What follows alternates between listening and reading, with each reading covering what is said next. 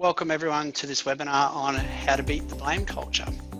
We think this is a particularly relevant topic for now because it tends to be in challenging times that blame cultures become even more prevalent. So we're going to talk a little bit today about how blame culture is created and what we can do to address it from a safety perspective. As Sarah introduced, my name's Anthony. I'm the CEO of Sentis. I've been with Sentis for quite some years, and I was attracted to Sentis by its mission to change the lives of individuals and organisations for the better every day. The niche focus of our business is to shift individual attitudes and build leadership capability to address just this topic, to create greater accountability and ownership across organisations and beat the blame culture. We're going to tackle today's topic in 4 key steps that are outlined on the screen at the moment. Firstly, we're going to look at how do you identify a blame culture and put some definition around it. We'll look at how leaders are contributing to the creation of blame culture. We'll look at how to build a culture of accountability and ownership, and we'll talk a little bit about what good can look like within different organisations. So kicking off with identifying a blame culture. How can you identify a culture of blame?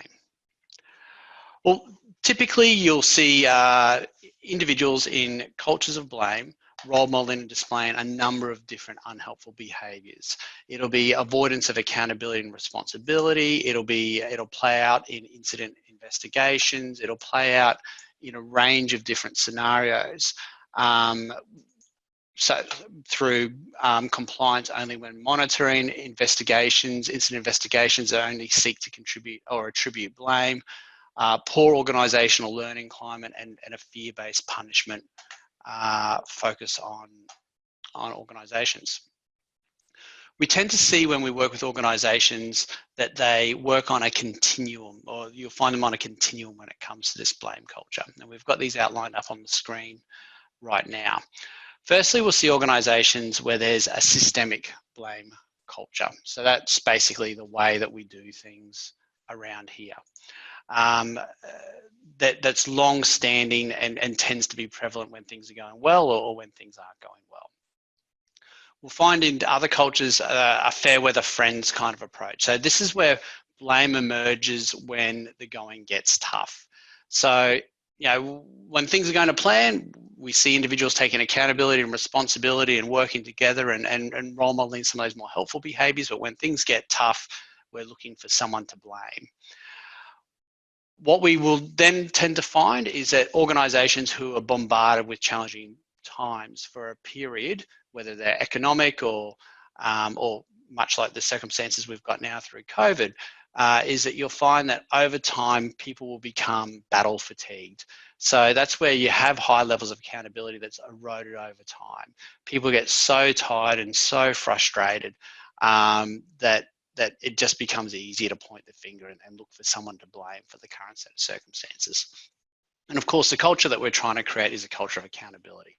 And that's where you really see organisations who've ingrained personal accountability and responsibility into the way they do things on a daily basis. And we'll talk about how those successful organisations achieve that in just a moment. We tend to see those different phases of the different phases of the blame culture play out in terms of the Sentis safety culture maturity model. So for those of you who aren't familiar with it, or even those who are, a quick recap on how this model works. What it says is that culture can, you know, as a whole, operate in multiple of these areas, but will be dominated by a particular level of maturity. So at Counterproductive, we see a really strong culture of people not feeling cared for by their organisation, and so not reciprocating or not having much care for the organisation itself. So in these types of cultures, safety tends to be a barrier to getting the job done. It tends to be something that is simply a big stick used by management to punish people on a daily basis. So the frame around the organisation, the frame around leadership, and the frame around safety tends to be quite a negative one. At public compliance, we see generally organisations where there's a very top-down approach to safety, a very enforcement focused approach to safety. In compliance or public compliance cultures, there tends to be a lot of focus on just making sure people are compliant, not looking at the behaviours and the factors that go into to helping people become compliant. And as a result, we tend to see that there's different behaviours that come out of the workforce when management is or isn't looking. So when management's looking, they'll do what needs to be done. When management isn't looking, they'll go back to whatever the path of least resistance is. What we'll tend to also see in public compliance is that management's behaviour will often be inconsistent as well. So what will happen is, if we've got a particular KPI or a particular target to hit, the safety standards may be dropped, for example, and that creates cynicism and negativity, of course, around safety, and that blame piece starts to come into play. At private compliance, we see individuals taking greater accountability and responsibility for safety, but not necessarily broadening their perspective to look after their colleagues. At mateship, we're talking about a sense of commitment to one another. So this looks like teammates depending on teammates to get home safe to the things that are most important to them. And at citizenship, we see people taking a greater shared responsibility for safety and organisational improvement and learning collectively from mistakes. So as we move up through this organisational maturity curve, we tend to see more accountability and responsibility taken. We see more trust throughout organisations, and we tend to see not only better safety performance, but better organisational performance. So as this diagram identifies, organisations that sit on the left-hand side of this maturity model tend to be typified by blame, avoidance, irresponsibility, complaining, problem-focused kind of attitudes. From a psychology perspective, which is where a lot of the Sentis approaches to building safety culture come from, we refer to these types of cultures as being strongly externally locused. So externally locused refers to where do I feel the control or the power in my life sits? Does it sit within me, or does it sit without me, outside of me? And individuals and organisations who operate predominantly from external locus of control tend to be a bit like a cork in the ocean, being pushed wherever the winds or the tides take them, as opposed to taking a greater sense of control and ownership over the direction and how they're going to deal with and overcome obstacles. So what are the impacts of a blame culture? We completed a large study. So for anyone who's interested in learning more about this, you can jump on our website and download our Drive and a Positive Safety Culture resource. But from the tens of thousands of people that we surveyed, we found that the organisations that sat in the left-hand side of that maturity model, so that counterproductive and public compliance levels of safety maturity, were typified by these types of, I guess, unhelpful responses from the workforce. So the perceptions from the workforce was that these are the issues that are driving the culture to be weaker than other cultures. So there was a strong perception about the quality of safety procedures. So when we talk about the quality of safety procedures, there was a sense that they weren't fit for purpose. There was not a lot of consultation put into place, and that people were driven to engage with safety procedures that just didn't actually help people to get the job done safer or get home safe to the things that matter most. So as a result, safety procedures, whether it be safe operating procedures or risk assessment, personal risk assessment tools or other types of resources, were really perceived in these cultures as being a bit of an exercise of backside covering from management. So a real sense that, oh, look, they're doing it because they have to, but they really don't. They don't believe in it, and they're not committed to it. The next step here is safety management commitment. So you got 51% of people in these types of organisations that felt that their management didn't actually have commitment to safety. So they said that there was inconsistent approaches to safety. There was no clear vision and mission. That they didn't live a consistent set of safety values, and that you couldn't rely on management to consistently respond to safety issues or opportunities in a consistent manner. This also translated down to internal context. internal context spoke to issues around change management, communication, clarity of expectation, and role expectations. So you can see a bit of a pattern here where there's a misalignment between what's required to achieve a strong safety culture and the direction and clarity that individuals feel they have to actually to engage in safe behaviours and to take ownership and accountability of their safety. The next key outcome we found is in these organisations, there was a reduced willingness to report incidents and errors. And what came through really strongly in this particular area is that there was concern that if I spoke up and I raised the issue, A, nothing would be done about it, or B, I could be punished, or there could be some sort of negative career repercussions for me. So either way, there was a sense that there's no point raising it because nothing's going to get done, or if something does get done, it's probably going to get done to me. So, so a sense that there would be greater blame placed on them for reporting the incidents or errors. And then the individual safety. So the last one there is employee safety performance. So in these organisations, people didn't feel that they had clear expectations as to what was required of them, and that they weren't rewarded and recognised appropriately for their safety performance. So those are some of the key factors driving really cultures of strong blame within the organisations that we've surveyed.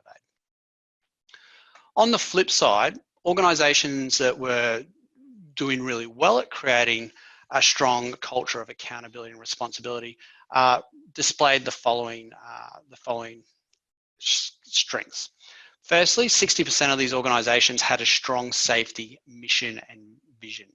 So they had a clearly communicated mission and vision for what they wanted to achieve in the organisation from a safety perspective, and they often had interpreted or cascaded that down into values as well. So people were very clear when they, through all parts of the organisation, that where safety sat in terms of the list of priorities and expectations for people and what good looked like. What that then cascaded down to, and you can see 60% against safety management safety commitment, is it meant that they had these types of organisations had managers which were seen as consistently aligned with the organisational safety mission and vision, and managers which also referred back to that safety mission and vision and values regularly. So they use those as an anchoring point to make decisions and to drive that stronger safety culture performance. And of course, to create that greater accountability. Within team communication was another strength here. So we saw people more willing to challenge one another and talk with one another. So there were greater senses of trust within the team. We saw in these organizations, as a result, they felt a greater sense of individual safety responsibility, and teams tended to take on greater safety responsibility for the organization. So what was really clear when you look at those two tables is that on table one, management safety commitment was weak, and there were really strong inconsistencies between the messaging of safety, versus table two, where the organisation's been very deliberate in setting a clear mission and vision, and management has bought into it and communicates with it regularly. And what has come through really clearly in the research is that leaders are one of the most significant contributors to whether there is or isn't a blame culture in place. So I want to start by saying we don't typically see leaders going out and actively trying to create a culture of blame. I don't see people going out saying, I'm going to make this a miserable place to work where no one takes any responsibility or accountability and everyone points a finger at one another. It's often subconscious learned behaviours or slippages in performance over time that have led organisations to a place where blame and avoidance and of accountability is the dominant set of behaviours and mindset that exists. So what does that look like? Firstly, it's worthwhile exploring or tapping into the mindsets that leaders can work from, or often work from, when they're driving a unhelpful blame-based culture.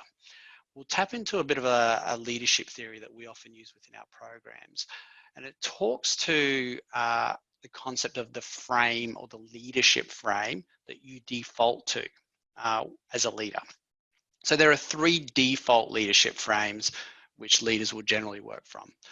One is a parent frame, one is a child frame, and one is an adult frame. If we talk about the parent frame, and for any parents that are listening online here, one of the activities we'll often run in a session is, imagine you've got an 8-year-old child and you're trying to get them to clean their room. Or in the case of Sarah, you've got a boy who you're trying to get to not build a giant half-pipe skate park out the back of your house during a webinar.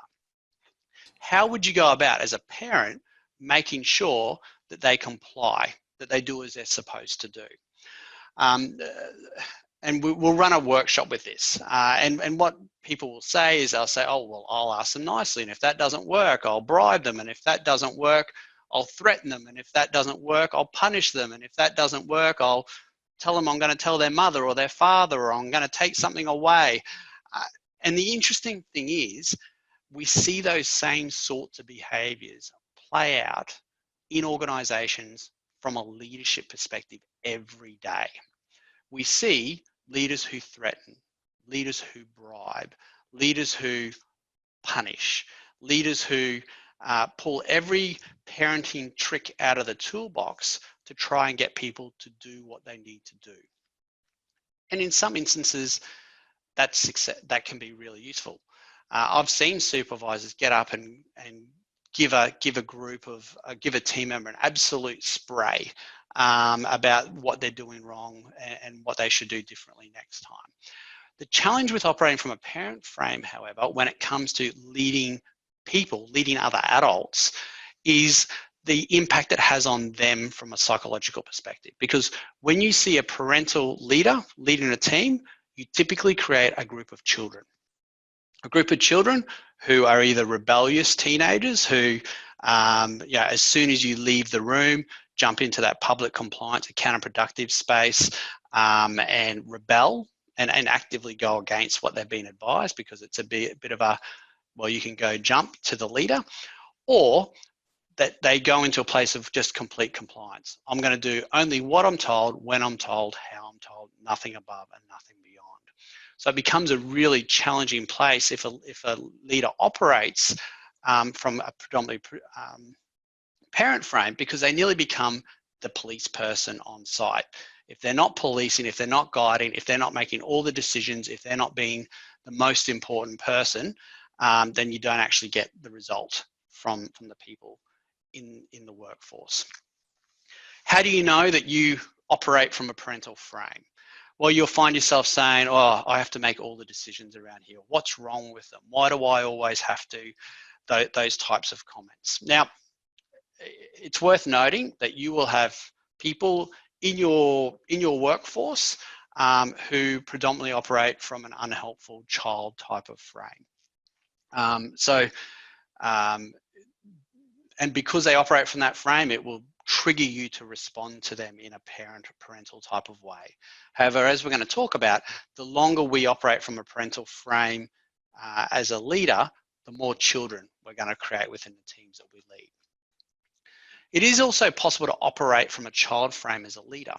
And when you operate from a child frame as a leader, you tend to see leaders who avoid accountability and responsibility. So in these circumstances, they'll get up in front of a group of their employees and they'll say, look, here's the new policy and procedure. Don't blame me, don't shoot the messenger. It's something that's been handed down from the shiny bums up above, but we have to do it.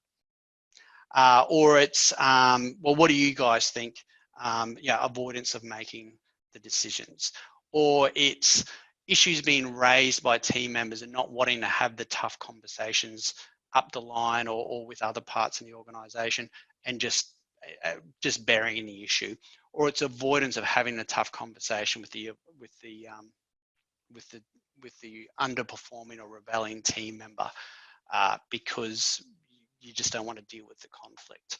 And in that instance, that child frame tends to mean that the team itself is ruling the roost. They're really running things and not the leader. So this parental and child type frame typically operate from a place of I'm okay, you're not okay, or I'm not okay, you're okay. And as a result, it doesn't create strong accountability and responsibility. The leadership frame that we promote is one of an adult frame. So an adult frame talks about, well, I can control what I think, feel, say, and do, and my expectation is that you can do the same. So leaders who operate from an adult frame are more likely to set clear expectations, clear boundaries, and hold people to account on their performance. And we'll map that out in a little bit more detail now. But it's a challenging frame to operate from all the time, because it is very much human nature that when something isn't going right, when something isn't going to plan, that will slip into one of those unhelpful red zone frames. Because when we're operating from those red zone frames, that's an example of us as leaders not taking accountability and not asking ourselves what our 50% is. So let's unpack this a little bit further. So those frames that we spoke about are subconscious leadership frames. And it typically tends to mean that when we're operating subconsciously, and these are a couple of reflection questions, we're not really deliberately thinking about the behaviours that we're going out and rewarding. So what we're talking about here is leaders who operate predominantly from, again, a subconscious leadership frame and an unhelpful subconscious leadership frame won't be consciously going out to reward the types of behaviours that are in line with creating a sense of accountability within an organisation. So it might be that you don't do any reward and recognition at all, which is the case. And in fact, our surveys have shown that reward and recognition, and by reward and recognition, I'm talking about leaders going out and connecting with their workforce and thanking them and recognising what's going well, is universally, or is across Australia anyway, by far the weakest area for leaders. So we tend to be more focused on going out there, finding things that are wrong and correcting people there in the field.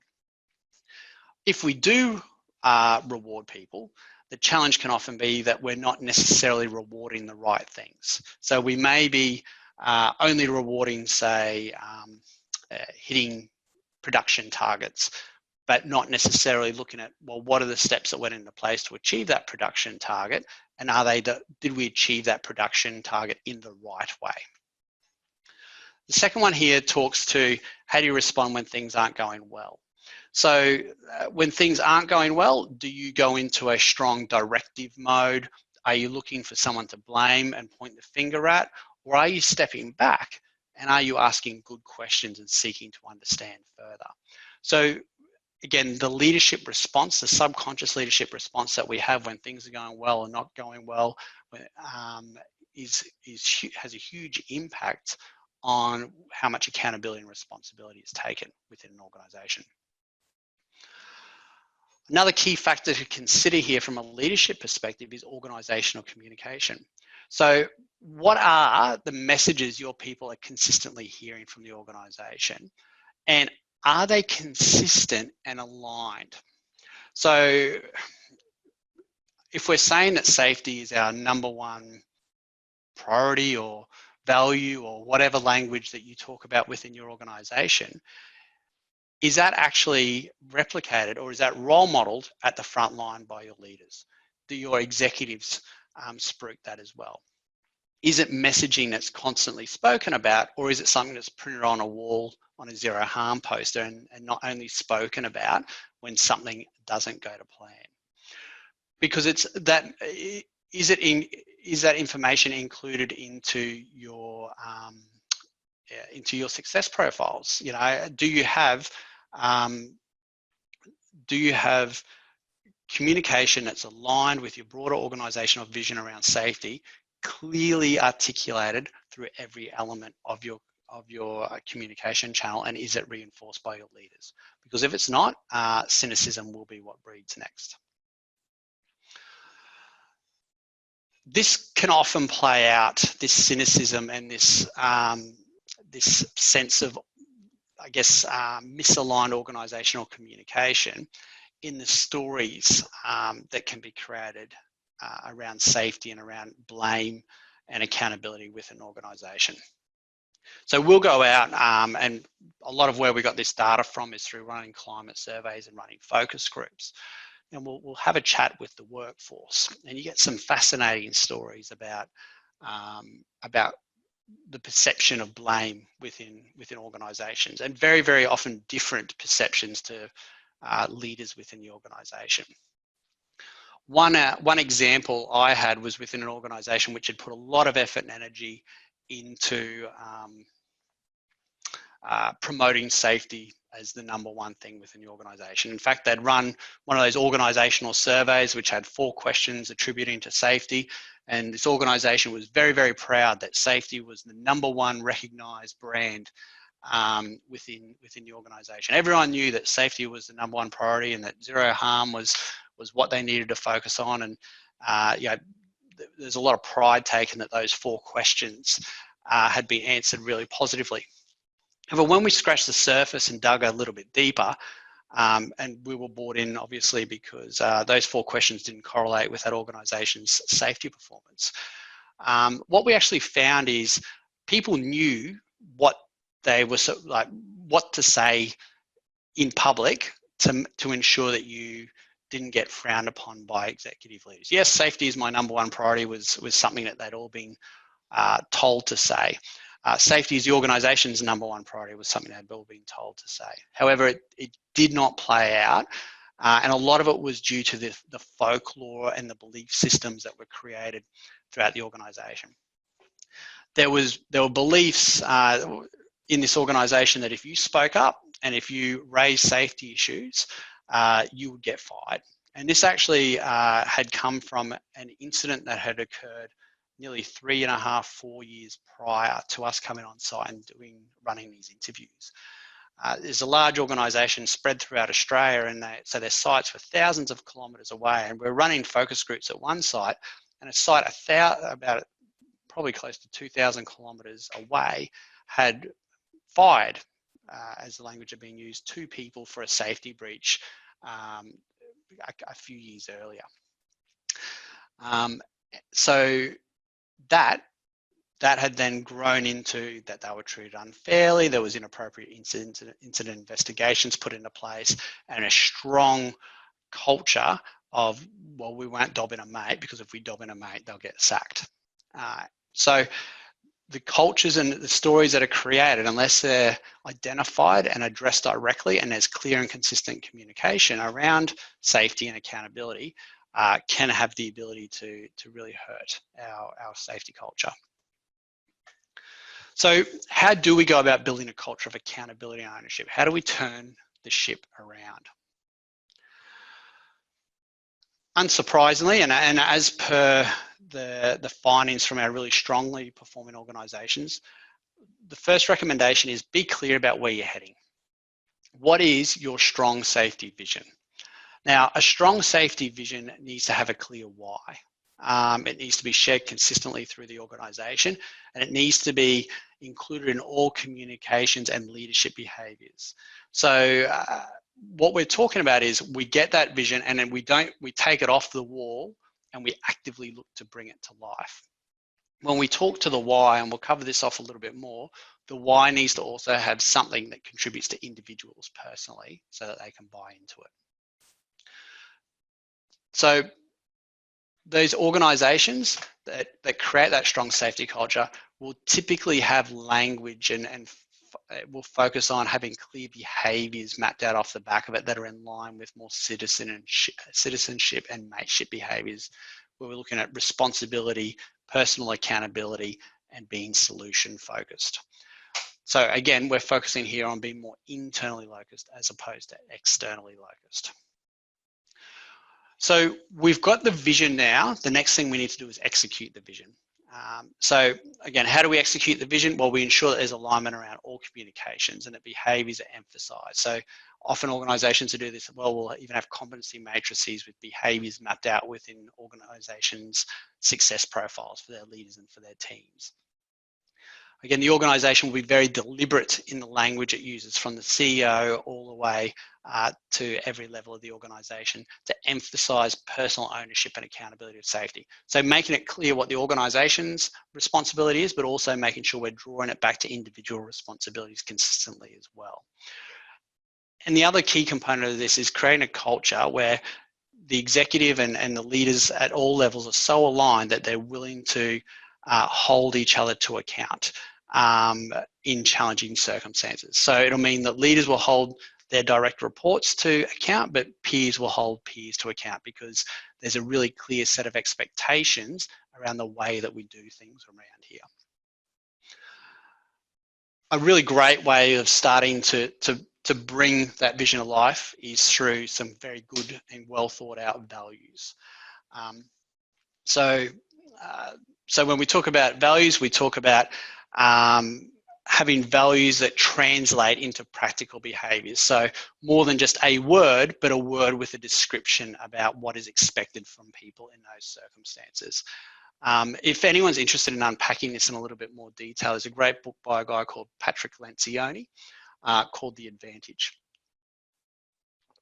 Patrick Lencioni in The Advantage talks about values as being not only something which an organisation has to have as just part of its organisational impact, but it should be thought about as a competitive advantage. So well implemented and well thought out values that stretch an organisation to be better than what it currently is are key to an organisation thriving and performing.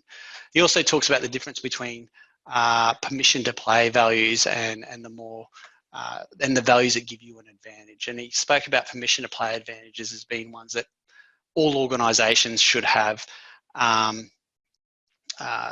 just to be in business. So it's worth taking a look at that book if you're thinking about values within your organisation.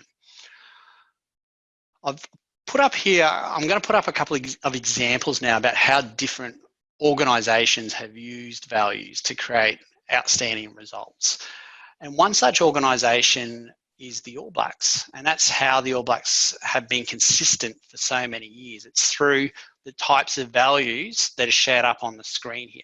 And these are really great because what they do is they have a catchy heading, but then they've actually got behavioural descriptors that sit underneath these values, which helps individuals relate to how this looks like for them. And the All Blacks are so good at this because they've got an aligned leadership team within the player group, which enforces these values, and they will hire and fire based on people's alignment to the values. If you have a look at some of these, there's some really great ones to think about for your own organisation. You've got one here: sweep the sheds, never be too big to do the small things. And they talk about stories about the All Blacks will not leave a shed after a game unless it's tidy, because they believe that that's part of humility and staying part of connected, keeping their feet firmly on the ground.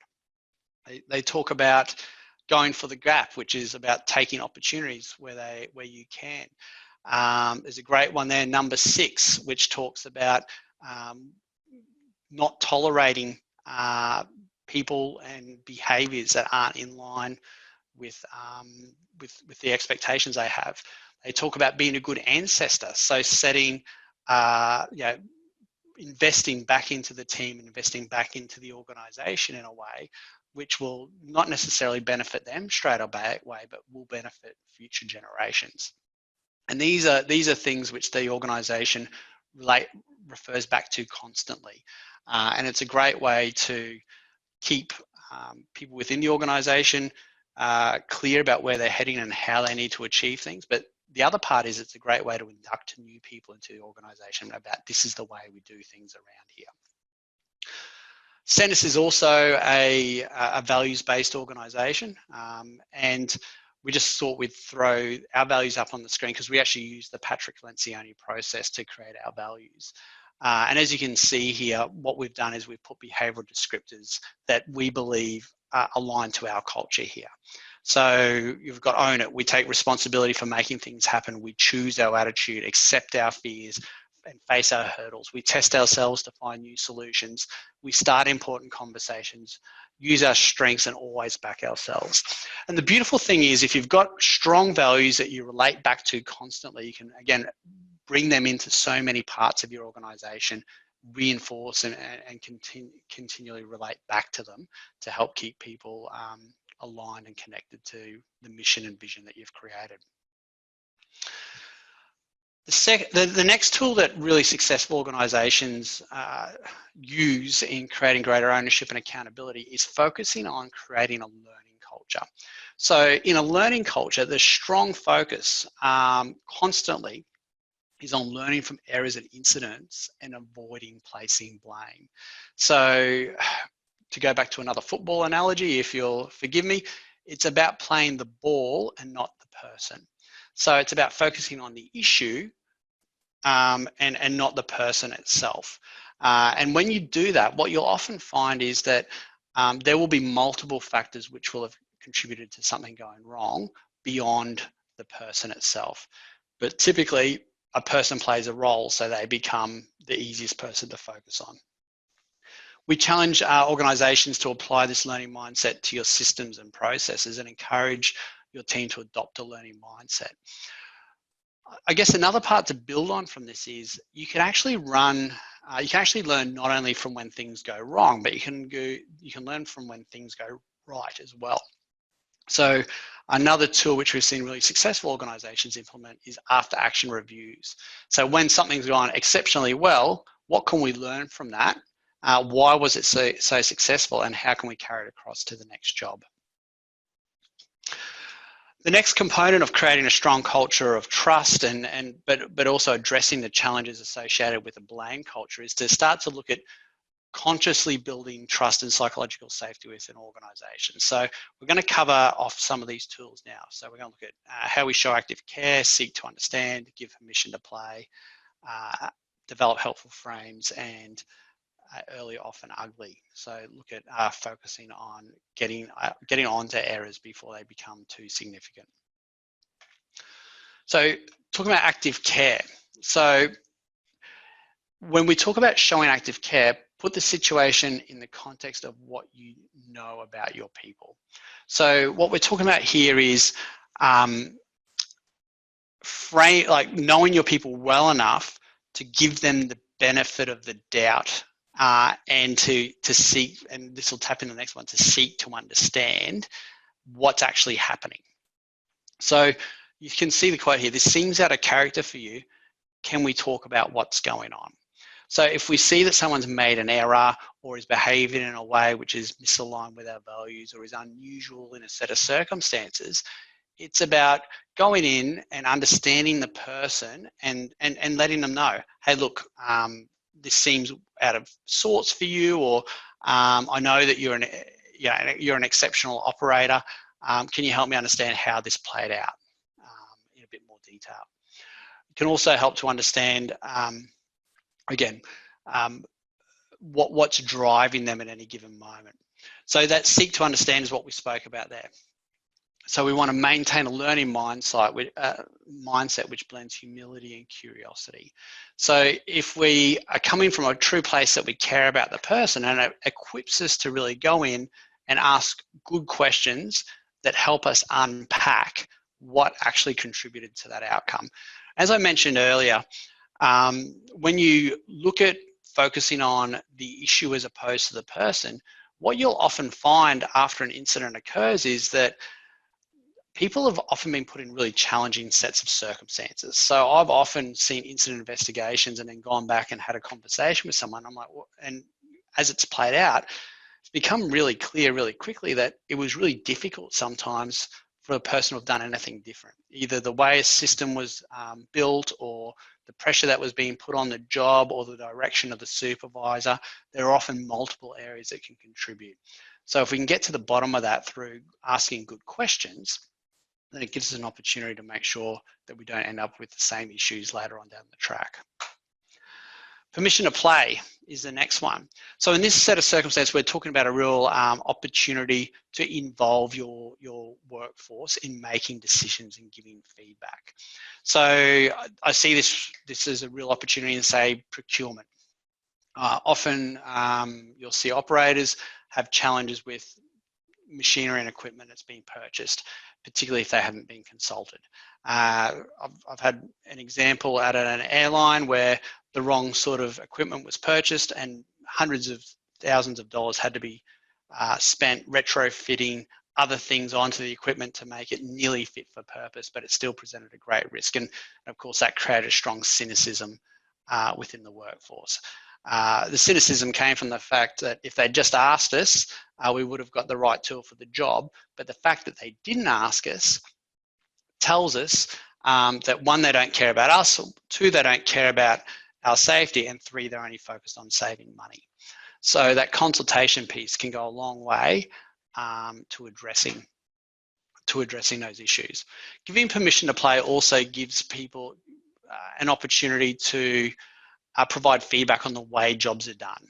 And if we've given permission to play, if we've collaborated on how to get a job done, then you're more likely to have consensus and you're more likely to have alignment, and it becomes a greater sense of ownership within that team. So as opposed to I'm the leader, I'm going to tell you what to do, let's work this out together as a team and commit to a set of behaviours and actions together moving forward. Developing helpful frames deliberately is also a really useful one. So we talk here about the concept of creating attributions within teams. So an attribution is providing someone with a cause and effect for why they got a particular result. So as you can see here, I'm really proud of the way this team has responded to a challenging situation. It would have been easier for us to blame others, but we've accepted our portion of responsibility and moved forward. So what we're saying through this comment is we're the type of team that takes acceptability, that accepts accountability and responsibility and just gets on with the job. And that's a really good behaviour. What is also an important part of this is being really mindful of the language that we use around our team and other teams as well, because those frames, those attitudes will stick. If we refer to another leader in an unhelpful way or another team in an unhelpful way, then that actually it's a bit of a double whammy. One, it passes on those frames to create that unhelpful dynamic with that other team or that other leader, but it also can mean that people say, well, if they're saying that about that other leader or that other team when they're not around, what are they saying about me when I'm not around? So focusing on building those helpful frames that promote taking responsibility is really powerful. Then the last one here is where practical, letting people know that owning up to a mistake is okay. So we spoke, if you want to read more about this, Amy Edmondson's The Fearless Organization talks about really successful organizations who innovate and are particularly safe, create a space where they actually promote people raising issues earlier and reward it. So Google, for example, in one of our examples, if someone raises an issue with an app and shuts it down early, they celebrate that because it means that they are able to save a lot of energy and move on to something that's more helpful for the overall organizational objectives. So very, very important is to create that psychological safety and trust. Another key tool here is the use of reward and recognition. So as opposed to, as we spoke about earlier, maybe not giving reward and recognition or only rewarding and recognizing outcomes, we talk here about looking and going out and looking for behaviours that are reflective of the values that we see. Consciously going out and looking for and hunting the good stuff and reinforcing that with team members. It also comes down to having effective recognition as well. So being conscious as a leader that not everyone wants to be rewarded and recognised in the same way. Some will be private, some will be public, but one thing that is consistent is the more immediate, the better. So again, being conscious about going out there and hunting the good stuff and rewarding and recognising the stuff we want to see more of.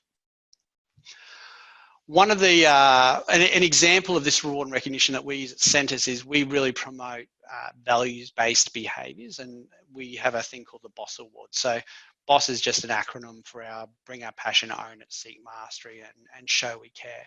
So this is actually a peer-on-peer award where we promote team members going out and actively looking for other team members that they believe have lived one of these values particularly strongly.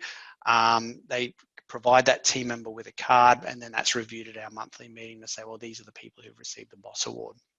It's seen as a real point of pride within the organisation.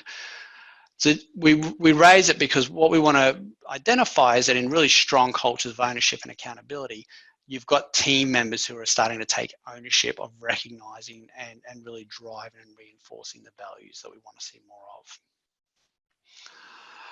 of. Finally, this item talks to building personal responsibility. So we talk about really strongly, and we spoke about this in the vision, having clear linkages in our mission and our vision and our values to the what's in it for individuals when it comes to safety. So when it comes to taking personal safety and personal accountability for safety, a strong motivator typically isn't the total recordable injury frequency rate. So tying it back to the why and what's in it for me is really important. So we talk about in Sentis this concept of a personal big five. And what it basically says is that everyone in life has things that matter most to them, whether it's family or going fishing or financial security, whatever it might be, it'll be different for all of us. So what we encourage leaders to promote, team members and everyone in the organisation to think about is, when I'm engaged with safety, I see safety as an investment in the things that are most important to me, that my family, my relationships, my financial security, those types of things. That's a ownership and accountability mindset. I'm doing it for my internal reasons to get home safe, and I'm looking out for my workmates and the organisation for exactly those same reasons. In those blame types of organisations that we spoke about, those blame-driven organisations, we tend to find a more of a focus on safety as being a cost. It costs me too much time, effort, energy, whatever the case may be. So, and there's a stronger focus on the lag indicators of safety. So a quick reflection or some quick notes to take away. To reduce blame, encourage self-reflection, encourage people to ask, what's my 50% in any given set of circumstances, and encourage people to emphasize or walk in the shoes of others. So seek to understand before being understood. And to encourage accountability, again, focus on what we can control, what's my 50% to turn things around, and what has worked in the past, and that will enable us to succeed in this current set of circumstances. So it's worth, as you unpack this a little bit more, taking some time to think about, what does a strong culture look like within your organisation? A strong culture of accountability look like? So Amy Edmondson has a number of examples in her book. In her book, the Fearless Organisation. You can look at different sporting teams such as the All Blacks, but looking and going out and searching for cultures of strong accountability, not only from within your own space but other spaces, becomes really important. And what you'll find is that those organisations will have many of these key traits in common. They set out with a clear vision and a clear set of a clear mission, and a clear set of values, and they link their decision making back to those consistently on a day-to-day basis. So we'll draw the workshop or the webinar to a close now, and we'll open up for you to ask any questions that you would like to ask. So as I'm asking Sarah to sort of collate those questions, we've got some offers for people who are on the line here today. So over this period, we're running a number of these webinars, and a number of people are expressing interest in learning a little bit more. So we've created some easy ways to engage with us. First option here is the intensive leadership program. So the intensive leadership program will be on its 4th cohort now, with this particular group coming through. And what it focuses on is the types of ideas and concepts that we've got on the screen here. So how to define the culture we want to see, how to create a culture based on trust, leadership frames to support trust and psychological safety, inviting our people to think differently, hunting the good stuff, and building a plan for cultural change. The sessions are 6 90-minute webinars with supporting resources. And it's had a very strong response so far. And the strong responses come from not only the IP and the quality of the facilitator, and the fact that it can be delivered in a way that can still be done without having to pull you out of your job for an extended period of time. But the other really valuable part of this that we're hearing back is it gives you an opportunity to connect with peers from other organisations. So, and to talk to them about what they're doing well and what they're not doing so well, and to learn. So if you're interested in this, please click yes, and we'll get that through to you. We also have another offer here, which is if you're interested in just understanding more about our general approach, we have an online learning offering which looks at a flipped classroom approach. So if you are interested in understanding more about our approach to creating personal accountability and responsibility for safety and our online module, please click yes here, and we'll be happy to share some information with you and give you a walkthrough. So on that note, Sarah, I might flick over to you. Are there any questions that have come through? We don't have any questions at the moment. The polling is still running. They're clicking that, Nice. but no open questions at the moment. So we'll just give them a few seconds, because I tend to find they don't come through until the end. But here's your opportunity, everyone, if you want to ask Anthony anything.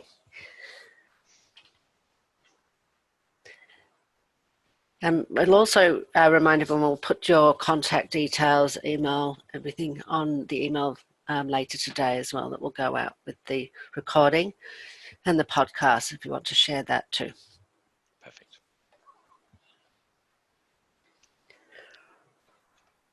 All right, well, I don't see any questions coming through, Anthony. That was very interesting. Thank you for that.